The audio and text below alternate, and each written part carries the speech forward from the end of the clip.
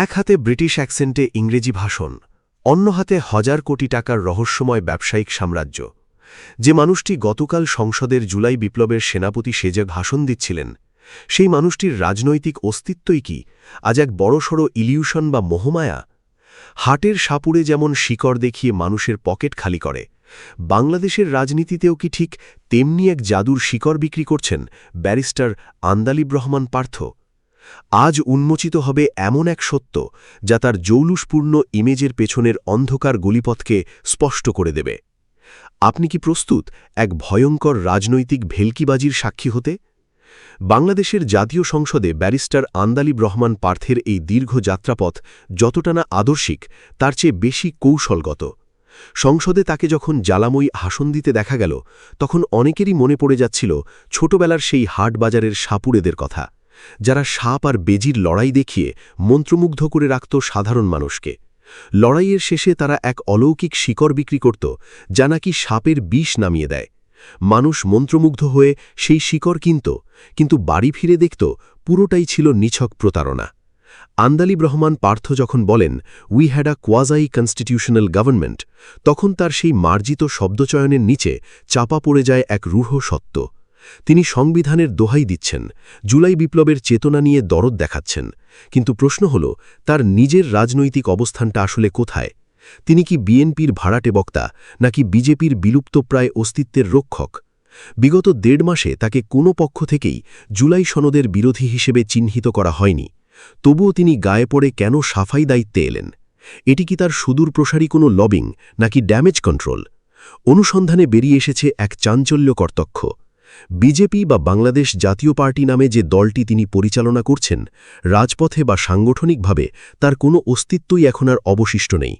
খাতা কলমে দল থাকলেও বাস্তবে এটি এখন একটি ব্যক্তিকেন্দ্রিক ক্লাবে পরিণত হয়েছে। সবচেয়ে ভয়ঙ্কর তথ্য দিয়েছেন খোদ তার দলের মহাসচিব। আজ থেকে মাস দুয়েক আগে একান্ত আলাপচারিতায় যে তথ্য ফাঁস করেছেন, তা শুনলে যে কেউ শিউরে উঠবেন। সেই অডিও ও ভিডিও রেকর্ডের তথ্য অনুযায়ী পার্থের বাবা নাজিউর রহমান মঞ্জুর মৃত্যুর পর রাজনৈতিক সমীকরণে পার্থকে চেয়ারম্যান বানানো হয়েছিল মূলত তার বাবার প্রতি সম্মান দেখিয়ে। কিন্তু বর্তমানে পার্থের চারপাশ ঘিরে রেখেছে আওয়ামী লীগ, ছাত্রলীগ ও যুবলীগের প্রেতাত্মারা। মহাসচিবের অভিযোগ, পার্থভাই নাকি গুরুত্বপূর্ণ কোনো সিদ্ধান্ত নেওয়ার সময় দলের পুরনো ও ত্যাগী নেতাদের ধার ধরেন না। তার রাজনীতি এখন ড্রয়িং রুম কেন্দ্রিক, যেখানে তার আত্মীয়তার বন্ধন আর ব্যবসায়িক স্বার্থই শেষ কথা। এই অনুসন্ধানী প্রতিবেদনে আমরা এমন এক অডিও ফাঁস করব, যেখানে শোনা যাবে পার্থ সাহেবের নিজ দলের নেতারাই তাকে নিয়ে কি ভাবছেন। দেশের রাজনীতির এই গুহন্যস্যগুলো সবার আগে জানতে এক্ষুনি আমাদের চ্যানেলটি সাবস্ক্রাইব করুন। ৫ই অগস্টের ঠিক আগ মুহূর্তে আন্দালিব রহমান পার্থের আটক হওয়া নিয়ে তৈরি হয়েছে নতুন এক রহস্য। একে কি আসলেই গ্রেপ্তার বলা যায়, নাকি এটি ছিল একটি পরিকল্পিত সেফ প্যাসেজ? রাজনৈতিক বিশ্লেষকরা একে তুলনা করছেন ১৯৭১ সালের শেখ মুজিবুর রহমানের ধরা দেওয়ার গল্পের সাথে। অভিযোগ আছে, হারুন ও রশিদের মতো কর্মকর্তাদের সাথে যোগাযোগ করে তিনি নিজেই নিজেকে উদ্ধার করার ব্যবস্থা করেছিলেন, যাতে হাসিনার পতনের পর তাকে কেউ হাসিনা দোষার হিসেবে অভিযুক্ত করতে না পারে। তার দলের মহাসচিবের ভাষ্যমতে পার্থ সাহেব প্রকাশ্যে আওয়ামী লীগের সমালোচনা করলেও বেতন দিয়ে তিনি আত্মীয়তার দোহাই দিয়ে তাদের সাথে গভীর সখ্য বজায় রাখেন।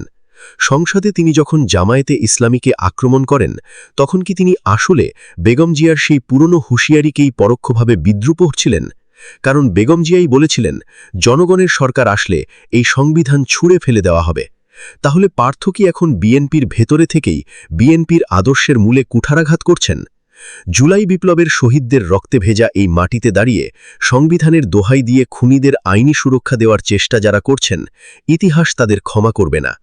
আন্দালিব রহমান পার্থ কি সেই ইতিহাসের অংশ হতে চলেছেন, নাকি তিনি কেবলই এক সুকুণ্ঠী বক্তা, যার কথার জাদুতে দেশপ্রেম আছে কিন্তু কর্মে আছে স্বার্থসিদ্ধির নীল নকশা?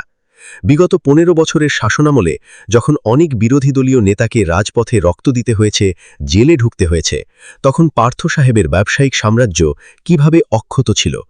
অনুসন্ধানী নজরে ধরা পড়ে এক অদ্ভুত সমীকরণ। একদিকে তিনি আওয়ামী লীগের প্রভাবশালী নেতাদের আত্মীয় এবং ব্যবসায়িক অংশীদার, অন্যদিকে টকশোতে তিনি বড় বড় বুলি আওড়ানো বিরোধী নেতা। তথ্যভিযান বলছে, পার্থ সাহেবের পারিবারিক সম্পর্ক সরাসরি শেখ হাসিনার নিকট আত্মীয়দের সাথে।